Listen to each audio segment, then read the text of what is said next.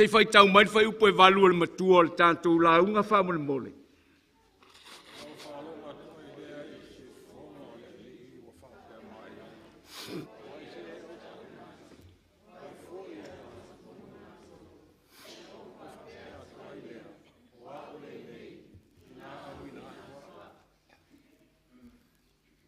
O na au whalongo atu ai lea i le siu fofonga o le li.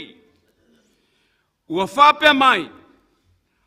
O ai ea o te au inantu. O ai fo i alu atu mo i mantou. O na au whapea atu ai lea. O au le nei i nā au inantua. Ua au maia le au tū na wha au tū ina ai. Le whau unga le au a o ngā whawhai whi au. Na lato toe sueina lau whanua le ka le sia so fitu. I vai loa i salua whanta i le tasiiva ono fitu. I le tasiiva fitu sifulu e whapea. O au le nei, i nā au inatua. O se au tū na matua tali atuai le au whau ia o ao mo lantou wharitua.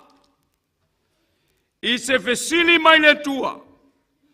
Na matua sa malai loto le au whau e le taitai o le Sauniga.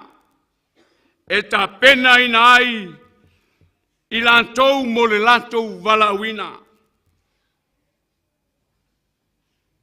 E pei o le talili o le pā o le whaititili. Lo lantou tali fatasi atu i le fesili. O ai ea o te auinatu. E lei whape atu le lantou tali o mātou le nei. Auinatu i mātou. Na tali lava le tangata, ia e pei o le tali a Isaia na tali antuai le antua.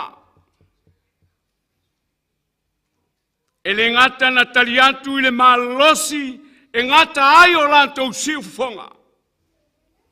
Ai na sisia e o lantou lima tau matau. E whai loa atu ai. O le a ao tau matau o le atua. Lantou te o mai lantou. Awa o le a ao tau matau o le atua. O lo iai le malosi umalawa. O se tali foi. E whai loa mai ai ua tasi uma i lantou e pei o le tangata e to tasi. Ai ua whapei o le manaonga o le nuu o le antua. Ia e sera le tusi upu.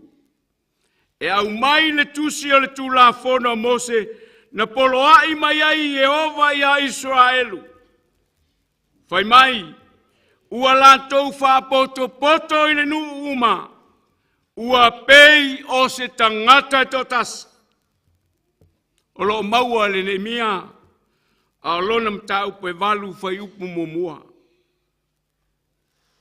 O Isaia sa o ina e whai ma o si taulanga, mai lava i lona lai titi. Se ia o ina matua o lona lea vala uina. Peitai, ina ua pupula iai lea li, ma ua pai iai le malalaola.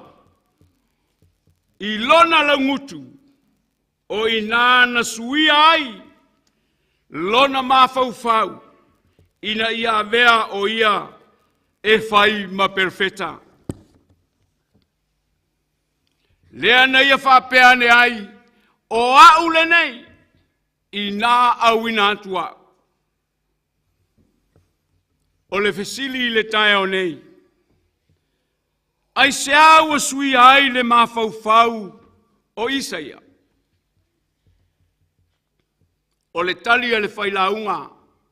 Ina ua papai le malalaola i ona la ngutu. Ma ua ia mautinoa e iai le manaonga whatope tope ua walauina. Ai o ia e le tua. O le alea manaonga whatope tope. ua mio leanga le nuu mao ese ma le atua. E iai le taritonunga. O le ofo atu e Isaia o ia i lea taimi whaafosei.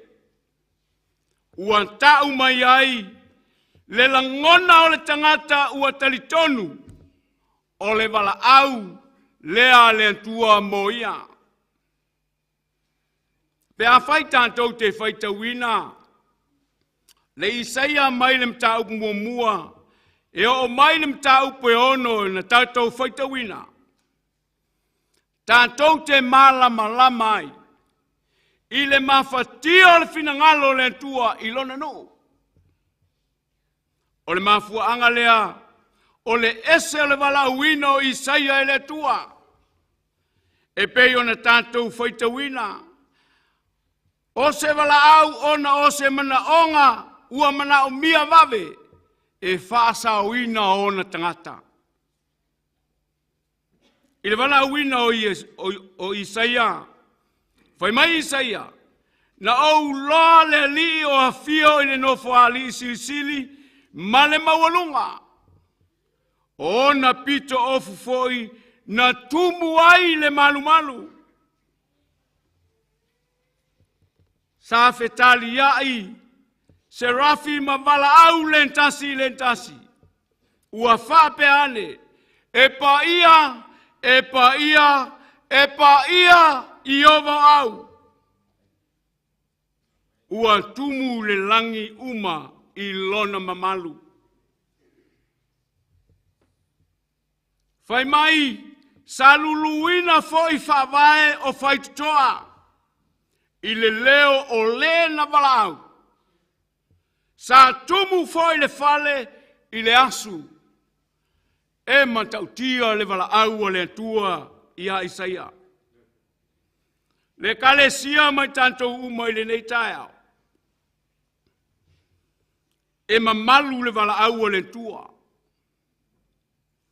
Mai le whatanga walau le atua i ante oe mau. Le mamalu le nao le tua, la wala au ai le tua i a Mose. Ina ua ia wa aia le la au tala. Ua mumu ai le wha umatia. Whai mai le tua. Mose, inato ese ia o se vai. Awa ua sa lava le ele o loo e tua nei. Le whanau le tua mai tanto umai le nei tae.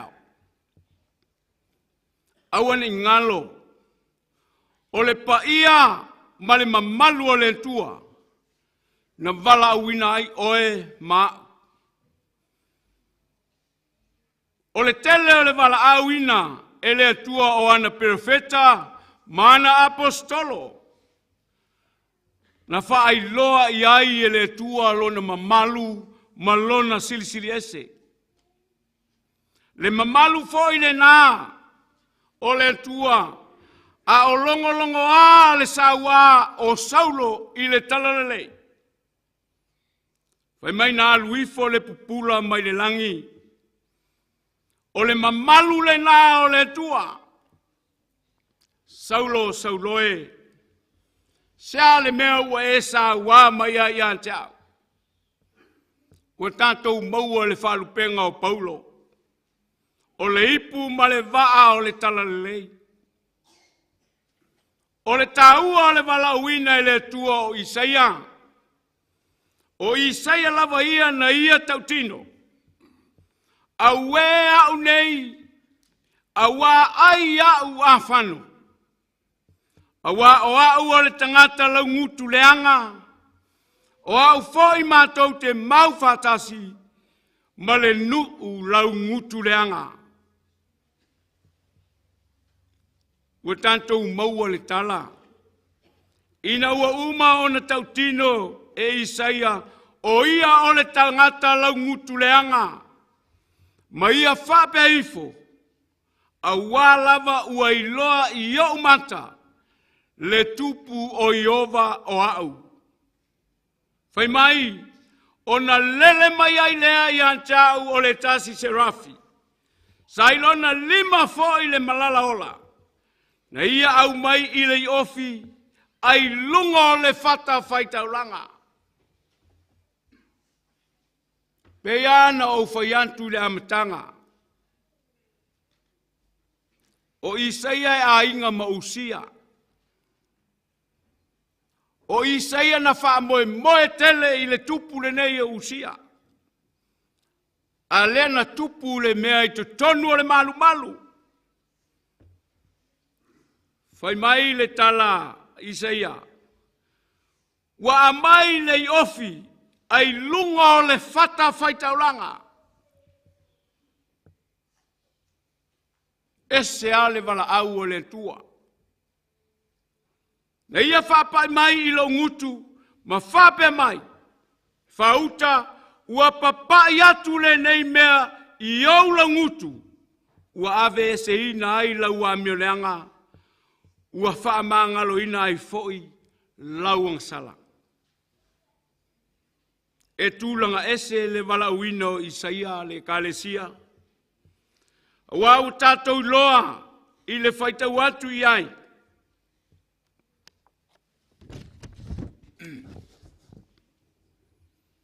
Na ia tau tino lona lava tangata moni i le atua.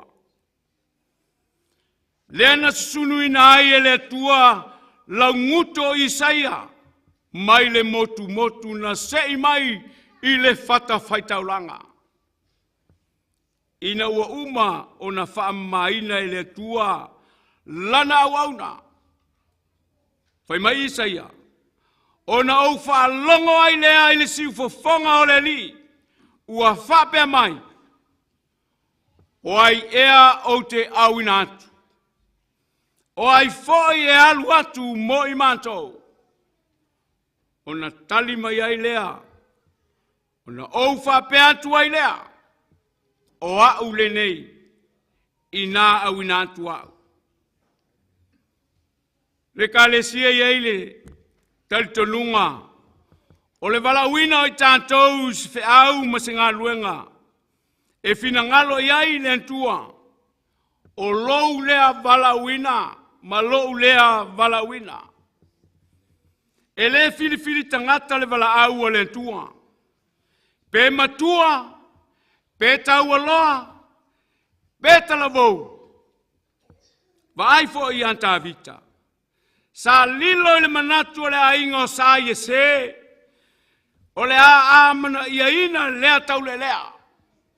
I se fina ngalo wala au o le tua. Le kalesia mai tanto uma i le nei tai au. O ai se isi e taliatu, i le fesili ua fesili mai ai i le tua. Ua uma o na tali Isaia le mana onga o le tua.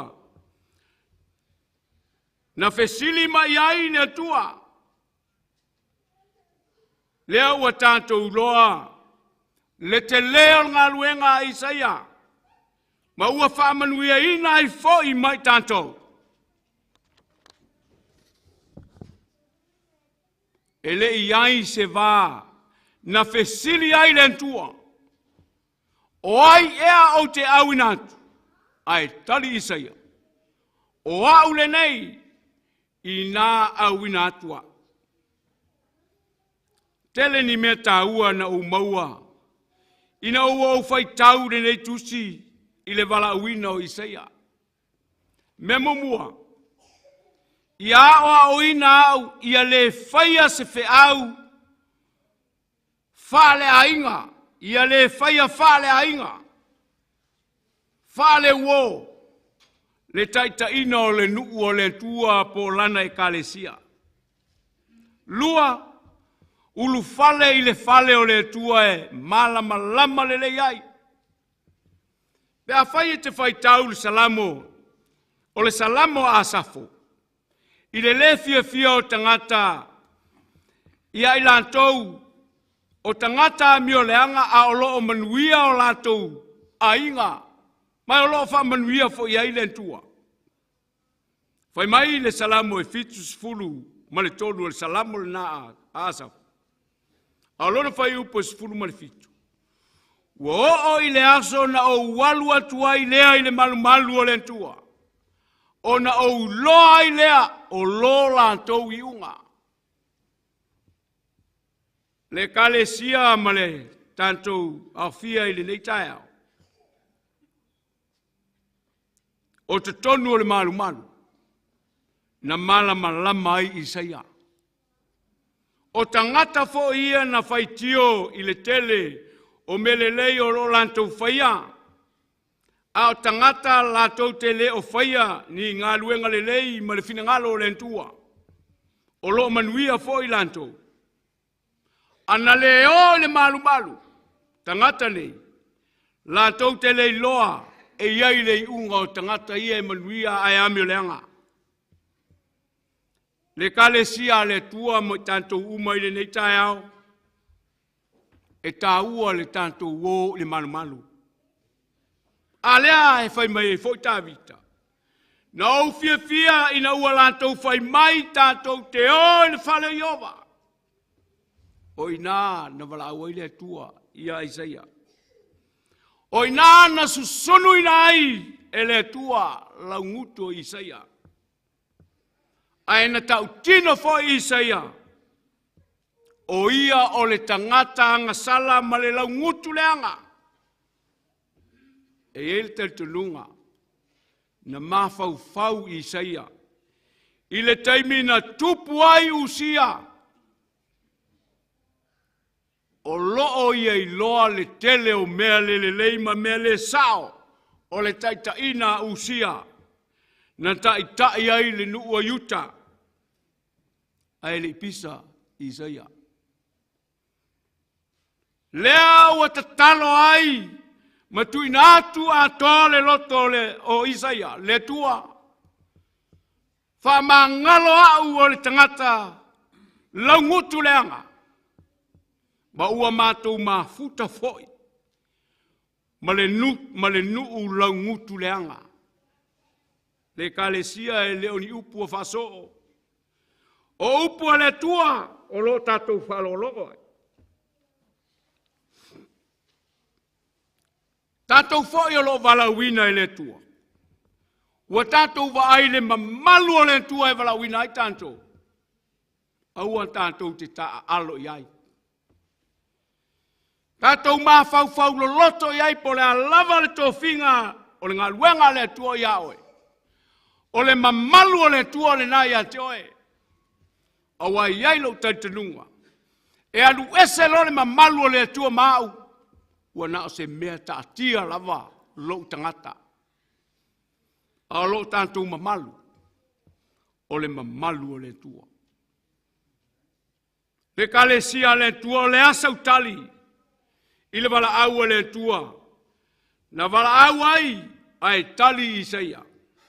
I to tonu o le fale po, to tonu o le malu. Tātou te le fia tali ea. Ma tali fantasi ea. Ma Isaia i le neitaia. A umai tawina le sapati na i loa ai le misiona. O le sapati e luas fulmatasi o me. Pea ma le tolu masina. O lo alanga ai le o whainga luenga no fo ainga. To ina ma ti akono. Ma ta watu le kalesia. Se yo mai le nasa pati wa mawai. Oka se matango fie le whamalasinga. Oka se whawhawina o le kalesia e lana uauna malanga mai. O le asa utali li neitaia. Lele ua fesili mai le tua tu sao yante oe le taia. O ai se o te awinatu. Pe tanto te le tali fantasia. E pe o le tali a Isaia. O au le nei. I nā awinatua. Whamunia mai le tua. I lana e kalesia. Ma lana whaafonganga.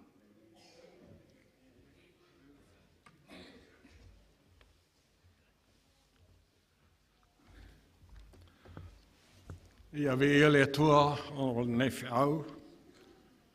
Whaftai le tua le fiau. Ia silion whaftai lana au na lena veos me whainga aruenga i ona au. Ila nei tu la. Tau ni whalau tele e le ngang peo le tua o tu whinangan roto. Ia nei fiau taua. Tatu whaarina ni Sauniga i le vi ingo le tua. E lua salau, lima suma lua.